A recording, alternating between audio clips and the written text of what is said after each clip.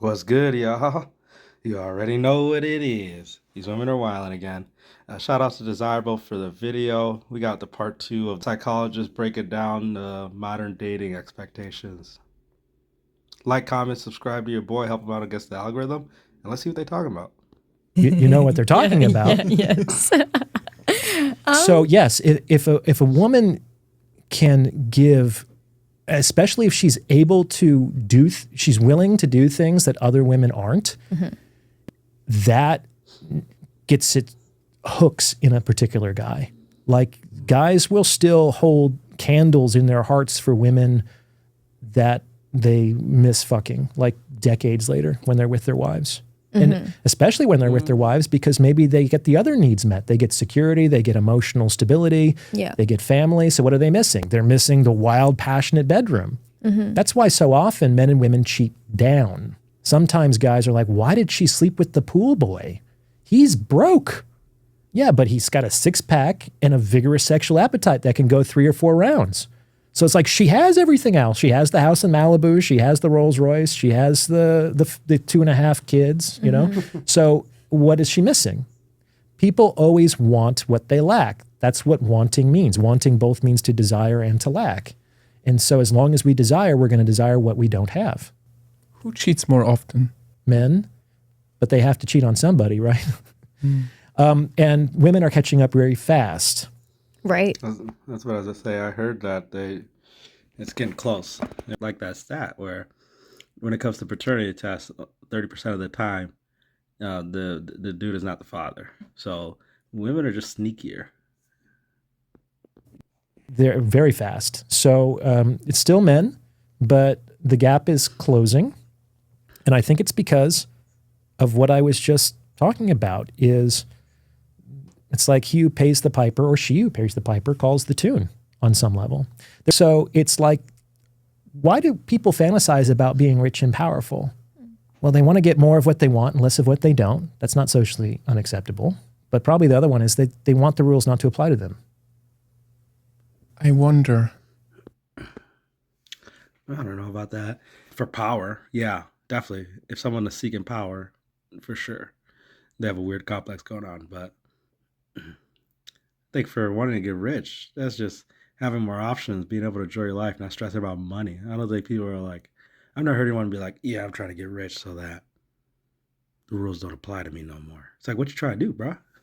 Thing you said, there's one thing that I fight with personally, and it's it's the type of a story that I had to ask her before the episode if I can share it, because it's very personal. It's like, go for it.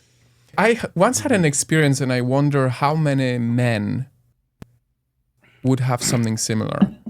Because before I met Sonia, I had like a little chapter of like, let me try to get into the dating marketplace and get a girl and like just try this whole, how does that work, right? I'm so confident right now. And Like so, you wanted to sow your wild oats a bit, or you were looking for a girlfriend? No, I was more of like the first, Okay. which I never heard before. So I was doing that, trying to do. Okay. And I remember I found this girl, young. I was 30, she was 21. You know, the classic stereotypical, like she's at the peak. And so I went on a date, and it went exactly the way you described. The moment we start talking, she already sent signals. So it wasn't even like a second date. Literally after the first maybe 30 minutes on the date, she's like sending signals that we're gonna have sex. Very attractive girl. Everything is going well. This sounds terrible. Terrible. It's such a, no, but okay. So For you. so on the second date, I'm like, okay, it's my time. This is first time I do something like this in my life. I get a hotel room without telling her, but I'm assuming this is where it's gonna go, Okay. right? Sure. So we go on the second date, and it's progressing exactly how I expected. I get in the hotel room. Wait, why didn't he pull her on the first date? If she's given, choose a signal and all that, why didn't he just take her home on the first date?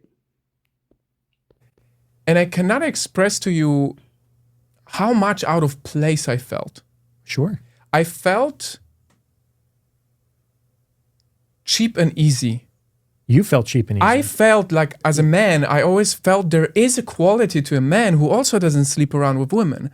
I know there are different voices that say, oh, a man can sleep with as many women as he wants, and he's still gonna be of high quality. For me, it was a bit different. Okay. And so we got in a room, and I felt so out of place that I had to drink myself into sex. Sure. I felt Well, she was a stranger. she was a stranger, yes, but she was very attractive. Yeah. And the night progressed, and she unleashed the sluttiest card. Okay, she unleashed it all, and I felt so out of place that I couldn't get. This guy just reminiscing about this wild hookup right next to his wife is hilarious. She unleashed it all. She was doing tricks on it. Hard. I- And that was the only experience in my life that I had where I would go for this, like, look at me, I'm a quality man, be easy, open yourself as soon as possible. And I felt so weird about how I, as a man who's achieving and making his dreams come true, which takes so much hard work, here I am trying to get a girl who's available right away.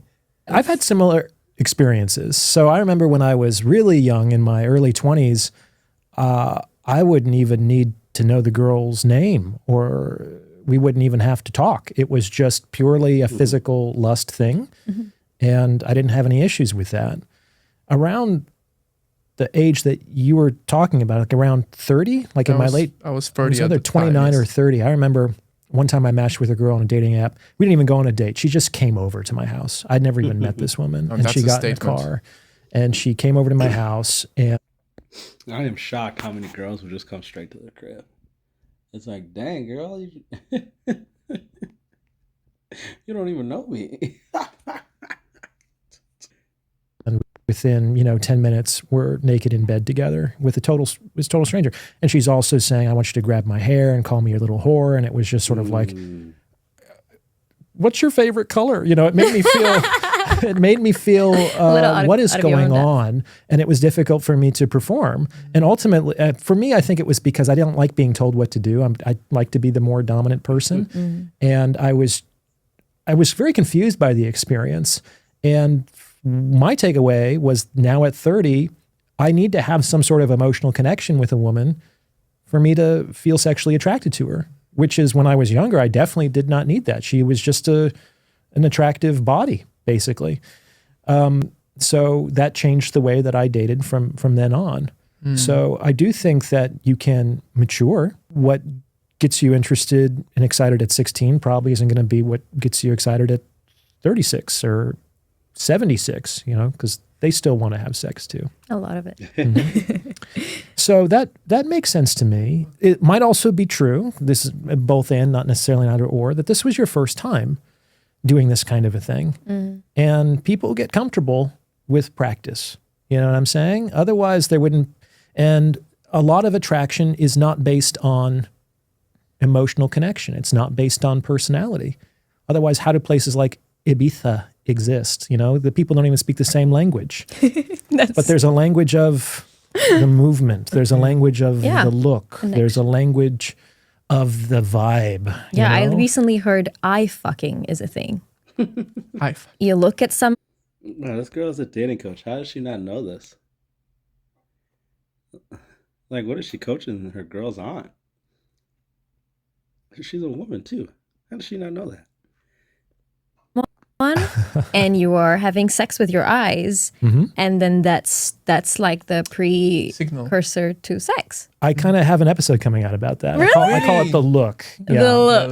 look. Because a lot of guys struggle with how to communicate sexual intent, which is something that you have to do fairly early on in your interactions with a woman, so that she doesn't think that you're just a nice guy giving Friend her zone. a compliment. Yes. That is actually really important. Yes, It I is. agree.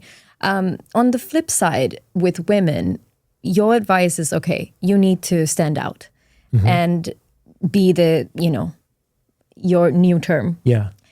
The thing with that is, a lot of times the experience that women go through is they'll have sex with a man and they're hoping that then he's going to stay, Sure. but he leaves because Yes. that's all he wanted. So on the one hand, we should give him a taste because everyone is giving out free samples. And when I say we, I don't really literally mean me, I mean women. And then on the other hand, when they do that, men are done. Okay, that's all I wanted. Goodbye. I disagree. And I Okay. have an episode about this as well, called Why Women Get Ghosted Okay. After Sex. Because Okay. this is kind of women's greatest fear, is that the guy just wants to have sex, and then once he has it, he's gone. I mean, it happens. It does. Yeah. But it's not because of the sex. Right. Okay. What is it because of? Because think about it. If it's true that a guy only wants sex and you don't give it to him, okay, then You there's could go not even the through it. possibility of a relationship that begins initiated, right? If he only wants sex and you give him consistently the best sex he's ever had, what's the problem? Now you have access to the man. You can't do anything as a woman without access to the man. Now, if you think you can, I think what she's saying though is, as soon as he's done with the sex, he doesn't even want to have the relationship.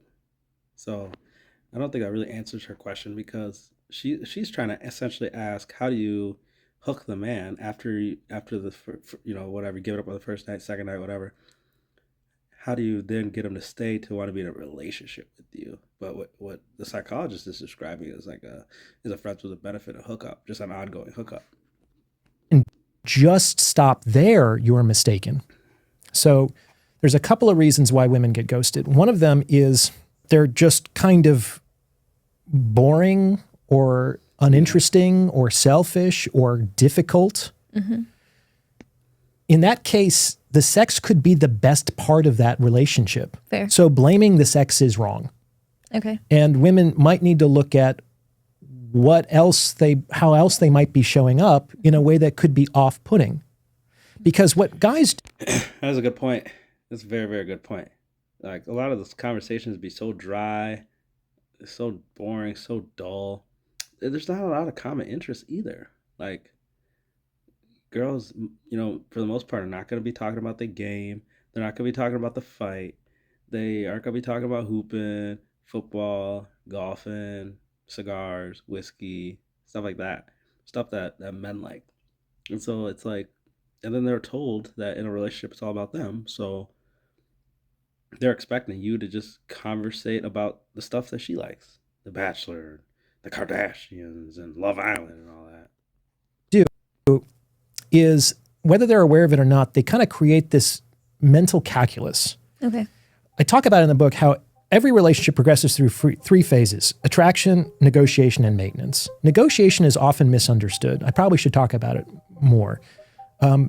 It's not like in a boardroom. You're not going to sit down and explicitly negotiate the terms of the relationship. If you do that, it's kind of during the define the relationship talk, but that's like months down the road. If you try to do that before you even hook up, it's going to feel really off-putting and weird for both parties, most likely.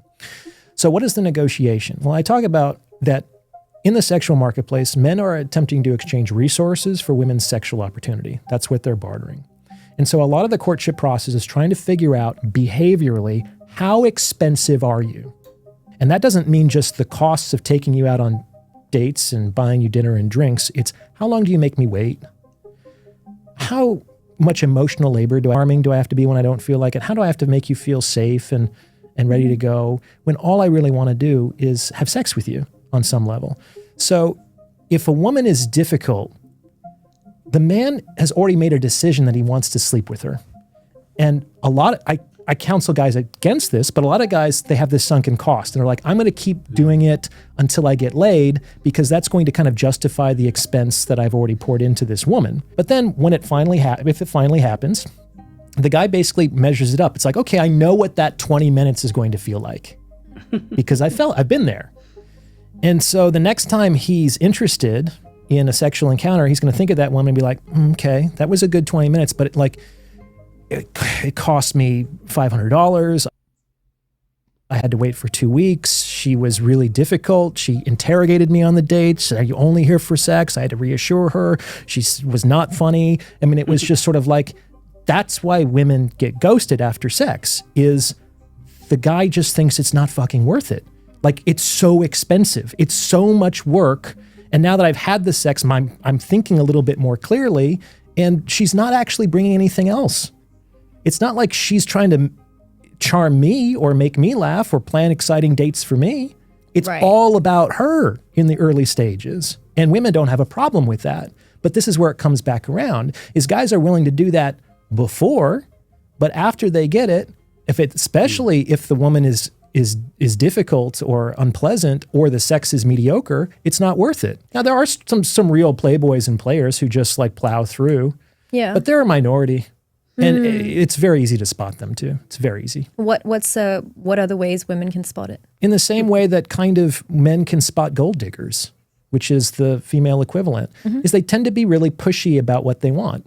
So It's they're actually telling you what they want already. kind It's of. just whether you're listening to it or not. Yeah, some women are, it's not just if you get me an Uber and we go to a Michelin star restaurant and you buy me this, then I will do this in return. It's more like playing games with it. It's like, I don't really feel like that kind of restaurant. Or, I'm a little busy tonight and it would be really nice if someone would, I saw a video where a girl said, I'm accustomed to more of a 5-star restaurant. She thought she ate with that. Girl. You're accustomed to Uber Eats, girl. Shut up. show up and with an Uber or I'm running late. There's all this, you have to read between the lines. There's also plausible deniability to everything, which helps the game. Same thing with fuckboys. If they're too unavailable with respect to planning the date, if the date is not even really a date, if it's just, it's at 11 o'clock at night and it's around the corner from his house, I mean, Convenience. well, sure. But that's also something that I recommend that guys do, to have the dates be convenient for them. The more I So hear just- about it, the more grateful I am we're out of the dating Yeah. market. Oh, I always think that when I hear people telling me Because it these sounds like stories. so much work, right? You're not out of it, he's saying. So can I finish Yeah, your of course. thought? Yeah. Like, how do women get ghosted? Also, another reason why women get ghosted is they don't understand that after sex happens, the onus of the effort shifts to them, to the women. to the women. Interesting. Perhaps I've you've not heard that this before. said, that men are the gatekeepers of commitment and women are the gatekeepers Yes. of sex. I heard that in the book, yeah. But in modern dating, where sex precedes commitment, then we just come up against the women's gatekeeping first. And this isn't even really about men and women. It's about who's like on the outside and who has the power to let them in. So women have the power to let men in sexually, and sex happens before commitment these days. So the man's going to be making the effort. He's running offense. She's running defense. At first. Yeah. Yeah. And sometimes women think, because they get kind of anchored there, that after sex happens, that he's just going to keep trying or keep escalating. And it's like, no, sweetie, you have to make the effort. 'Cause You that didn't was just the goal. hand over sex to every man that desires it from you. Why is that man going to hand over commitment just because you want it? You have to go get it. Now you are on offense. He's on defense. I was telling one of my homies something similar about like this, where I was just telling them like a lot of girls are struggling in the dating market because for once in their life they got to compete, and they've never been held to a performative standard. They are competing against other girls who might be hotter than her, better cooks, better just company, or, their pleasure to be around. Whereas their whole life they just had to show up to be pretty, and so now a lot of them are struggling, especially girls in the 30s, because they never needed to be good. They never needed to compete in any way, shape, or form. And the dating apps have made it where the girls now have to compete for each other and actually have to bring qualities to the table, which I know they hate hearing. And he can let you in or not. And so a lot of women don't try, they don't make the effort, and they also often don't know what to do. They don't know how to secure a man's commitment. And so this is the third part, which is, richest, creamiest milk opens the door, because if you offer a more attractive, less expensive sexual opportunity, among your intersexual competition, a man will prefer you. And so he's going to say, this woman is hotter and she's less trouble. So I'm going to go over here. That's a very hard thing for most men to resist. Okay? Now, that's why he opens the gate and says, okay, let's have some fun for a while. But if all the woman is a playmate, yeah, she's just going to stay a playmate, and potentially until he finds a more attractive playmate who's less trouble to play with, right? But you have to understand that without going through that phase, a woman doesn't really have access to that man. The sex is the Trojan horse because it gets her access to the city. But she has to do something while she's inside the gates. She can't just sit in the horse, right? So Dang. So he's saying that that the women have to give it up in order to even get on the court. And so if like a girl's thinking, okay, I'll make a man wait for however many months. Yeah, I mean, I know a girl that this happened to in my city.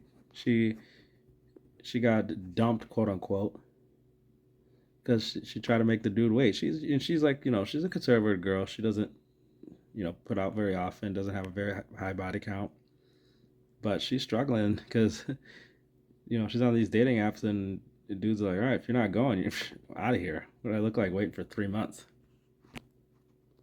the way to get a man's commitment is for a woman to integrate herself into the logistics and the economy of the city such that it becomes difficult, inconvenient, or painful to extricate her. Gosh, that's like a parasite. Kinda. But like... That is not how I think of women. But on some level, that's what I was saying earlier about how to find your place in the world is you pay attention to what people need and you give it to them. And then people like you. And then you become necessary. And you build relationships and you have a place in the world because you've discharged the need of other people. Expecting that you will have a place in that level of commitment without discharging the needs of other people is out of touch with reality. If your end goal, whether you're a man or a woman, is to find a meaningful relationship, where are you more likely to succeed? By being and playing the game of sexual marketplace and the dating that you describe, or by being a rebel and not surrendering to this mentality, but rather believing that not every person out there plays this game. Yeah. There are people out there who genuinely want to respect. Yeah, but how are you gonna find them though? Like, people aren't clubbing no more. The bar scene's dead. Everyone is kind of utilizing the apps as like the main source. So it's like, how are you gonna find them?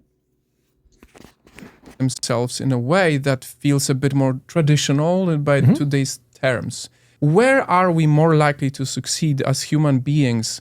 By playing the game and chasing that aspect of almost mechanical approach to how things are done, or by going outside and looking for something deeper? That's a great question. First of all, I would say that it's probably a false dichotomy that it's either playing the game or not playing the game. It's just that this is a different game. Traditional dating and mating is just a different game, but it still has its own rules and goals. Yep. So when it's kind of a pet peeve when you didn't say this, but when some people say, well, I don't play games with my relationships, it's like, no, that's just a strategy in the game of getting what you want. So To that's look like you're not playing a game. of course. Yeah, you'll see those other profiles all the time. I ain't here to play no games. AKA, I've been passing around like a blunt for too long and I don't want it no more. Because if it feels like there's nothing up my sleeve, won't you trust me more? Now, whether or not people are duplicitous and manipulative with respect to that, consciously is an open question, but that's a strategy that elicits a certain emotional response predictably, which is why it's in the behavioral repertoire of people. Okay. But to answer your question, I made an episode about this a while ago called Dating Off the Beaten Path. Each person has to look at him or herself in the mirror and be very honest with the person they see there to see, am I a conventional person? Most people are conventional people. They don't really think for themselves. They don't really have the courage of their own convictions to stand up when their family or their friends or their employers disagree or disapprove of them. They kind of go along. If you're a conventional person, you have to date in conventional ways. If you're a follower. then these are the games of Kind of, and most people are going to be followers. I don't like to use follower, Yeah. but you're not wrong. But Yeah. people have a negative connotation about it. No one likes it to is what think it of is, themselves though. as a follower, but Yeah. most people kind of have to be by definition. Now, if you're a conventional person and you decide to leave your job and go to some surfing village in Bali, I don't think you're going to have an easy time, right? But by the same token, if you're a very unconventional man, you're going to feel very out of place at a nightclub in downtown LA. Literally what happened to him. I've done it. You felt I've really- It's going to feel soulless and empty Yep. and horrible. Like this could be one of the circles of hell. And if you just think that that's all there is, you'll probably end up miserable and alone or in some kind of suffocated relationship of concession. So if you're an unconventional person, you have to date off the beaten path. You have to go where there are fewer people. Now, on a certain point, this means, statistically speaking, it can sound like there's a less likely chance that you're going to find somebody. If I go to some remote fishing, surfing village in Bali, there might only be like 5 other women there, you know? But those 5 other women might be really into the things that I'm into and living the way that I want to live. So even though there's far fewer options, they might be much better options. Yep. And so I think that's the trade-off, which is a general. And that's probably a lot of the reason why a lot of people are going overseas, is they get those, the traditional values that they're looking for, but just not poisoned with the modern dating landscape and the crazy delusions that are prevalent today. But, all right, we're gonna wrap that part up. Thank you all for watching. Like I said, like, comment, subscribe, help your boy out against the algorithm, and I'll catch you on the next part.